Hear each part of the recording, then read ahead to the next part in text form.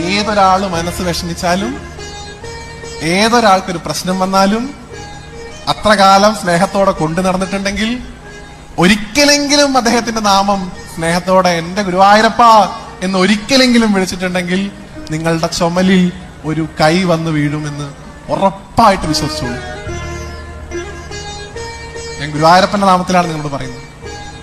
ഭഗവാനെ നിങ്ങൾ ഒരു സെക്കൻഡ് നിങ്ങളുടെ ജീവിതത്തിൽ അദ്ദേഹത്തെ നിങ്ങൾ സ്നേഹിച്ചിട്ടുണ്ടെങ്കിൽ, ഒരൊറ്റ നിമിഷം ഭഗവാനെ നിങ്ങൾ പ്രേമത്തോടെ കണ്ടിട്ടുണ്ടെങ്കിൽ, നിങ്ങൾക്കൊരു വിഷമം വരുമ്പോ, നിങ്ങൾക്കൊരാപത്ത് വരുമ്പോ ഭഗവാൻ നിങ്ങളുടെ മുമ്പിലുണ്ടാവും. അത് 4 കൈയുള്ള വിഷ്ണുവായിട്ടോ ഓടക്കോയിൽ വായിക്കുന്ന കൃഷ്ണനായിട്ടോ ആണെന്ന് വിചാരിക്കരുത്.